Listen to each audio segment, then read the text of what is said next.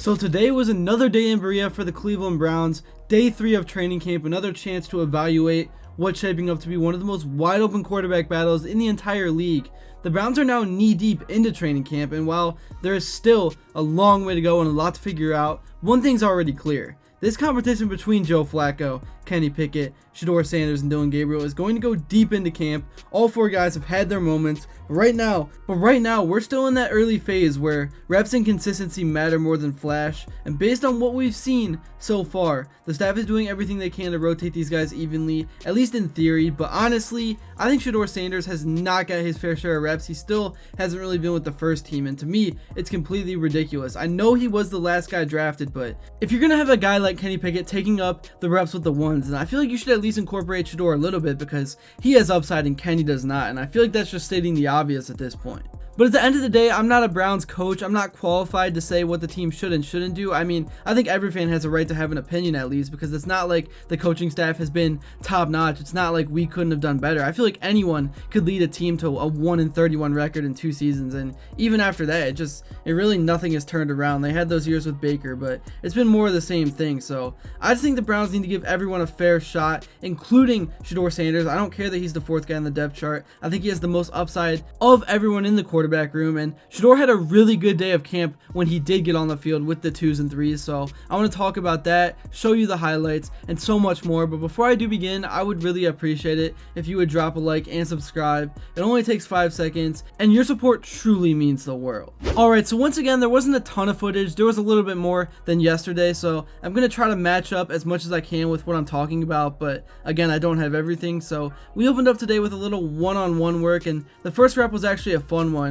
Denzel Ward lined up across from Jerry Jeudy. That's a big time matchup to watch. 2 guys that both came into the league with high expectations, and it was Ward who won the rep. Jeudy tried to make a one-handed grab but ended up dropping it, which kind of was a problem for him last year, even though he put up great numbers and really has been throughout his career. That's like the one thing that if he fixed would make him like the best receiver in the league. But yeah, Ward is just locked down, and that's the type of competitive rep you want to see early on in camp, even more so when you're talking about guys like Ward who set the tone for this defense. He's healthy, he looks quick, and he's playing aggressive, just like Jim Schwartz wants him to. After that, the session moved into more one-on-one matchups between the receivers and the DBs. We saw an out route completed against Greg Newsome, and what's interesting here to me from what we saw today is it looks like the quarterbacks are being paired and rotated in 2s. Flacco and Pickett were getting alternating reps with the 1s and 2s, and then Sanders and Gabriel were working primarily with the 3s and occasionally mixing in with the 2s as well. There was a little bit of a physical play today that broke out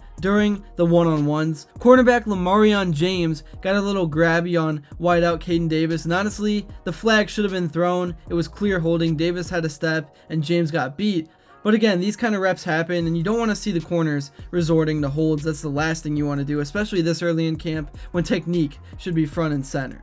After that, we got to look at another young receiver in Luke Floria, a guy who's kind of starting to build up some real chemistry with Shedeur Sanders day by day as he continues to work with the 2s. One of his reps, he lined up across from Miles Harden, a 7th round pick from last year, and while we didn't see the full route, you can tell there's a comfort between the 2. The timing, the placement, the spacing, it's all there.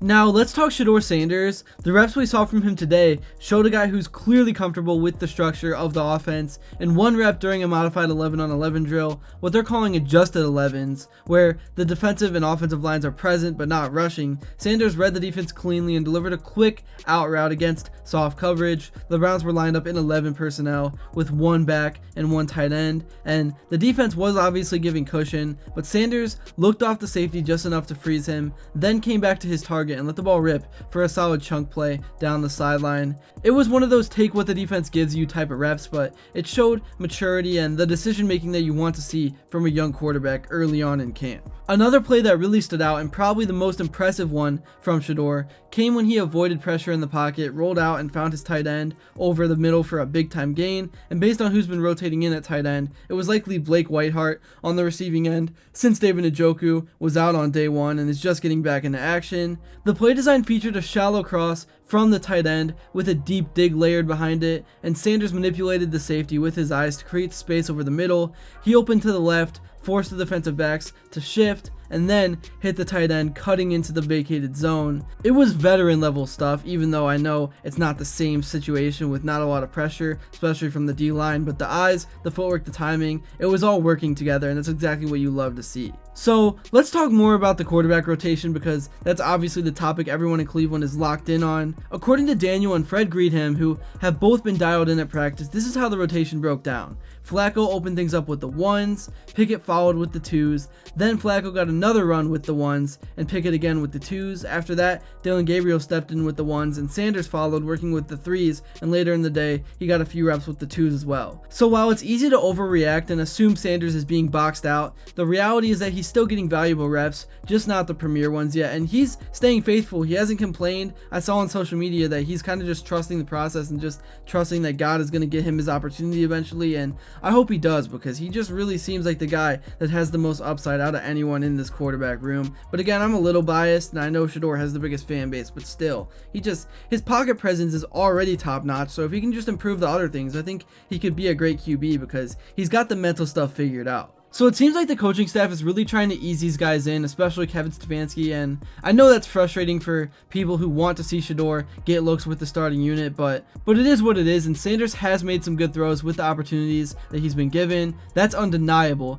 But the key is not what he has done, it's about what he can do day in and day out with the reps that he gets. So I know he's made a good first impression on the field at least, but now it's about what he can do over the next few weeks, because OTAs is done. Rookie minicamp is done. Now it's the real deal thing, and he is eventually going to get an opportunity with the 1s, and he has to be ready to go. He has to be ready to put the pedal on the metal. And then I think the most important thing is going to be in the preseason, obviously, because I know we're doing these 11-on-11s. We're seeing the Browns run these 11-on-11 drills, and we're seeing Dillon Gabriel, Flacco, and Pickett sometimes get most of the reps, but when the preseason comes, Sanders is going to be behind center in a real game situation, and that is going to be his chance to shine, and that is going to be his chance to make it undeniable that he needs to get out on the field in a real game scenario.